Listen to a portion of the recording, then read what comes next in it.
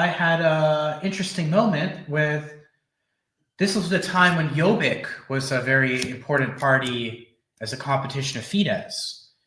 And Jobbik was trying to rehabilitate their anti Semitic uh, past controversies. So they were reaching out to the Jewish community. And they wrote a letter to every rabbi in Budapest and maybe the whole country. And most of the rabbis came out with words of rejection. And I found it very interesting that the liberal community that I was a part of, one of the most liberal ones in Budapest, the rabbi actually wrote a letter saying that we accept your change of heart with open arms. We're going to be vigilant and make sure you keep to your word. But if you ever want to have discourse in our community, learn more about Judaism, we welcome you. And I thought that was so wonderful. I thought that's the kind of thing that needs to happen. But the entire community turned on her. And I remember I was there at a Shabbat dinner, and everyone was shouting at her. They brought her to tears. I was the only person that took her side, like, hey, maybe consider this. And honestly, I couldn't go back after that.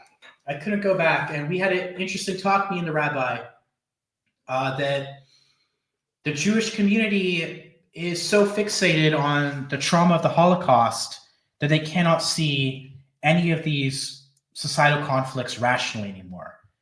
And it's to their disadvantage, and it may even lead to anti-Semitism in the future, was actually came up in our little chat about it, that I found quite interesting that,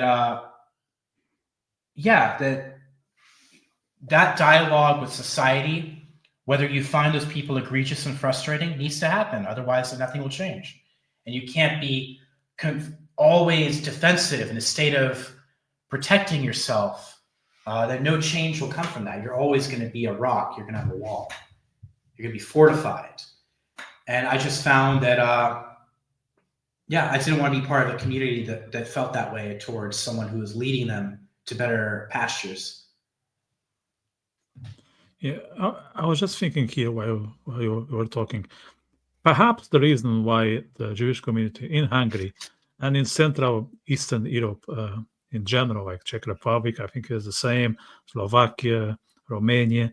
I think the main reason maybe is related to the fact that they are still recovering from the trauma of the Holocaust.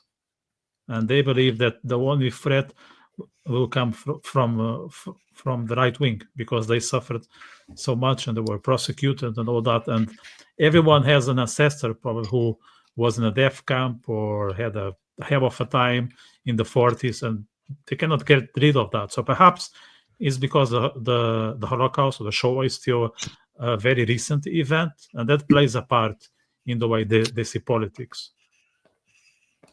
I mean, most certainly. But then we can blame America again. Because until the 1970s, the internal policy within Jewish communities was to not talk about it, to move on. And that's part of Jewish mourning tradition, is to sit Shiva for 7 days, mourning period's over. And you could philosophically apply this to the Holocaust, and it is what Jewish scholars did early on. It wasn't until Hollywood turned the Holocaust into sort of a kitsch market with Holocaust trauma, TV, movies, books.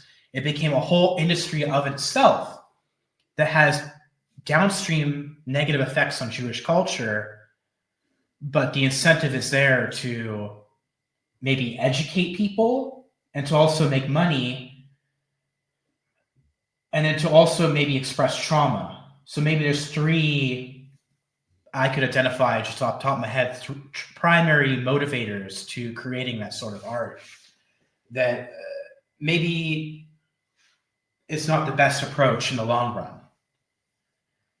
And I mean, the great historian Raoul Hilberg said this when the first Holocaust production, a TV series, came out in 1972. He said, this is a mistake.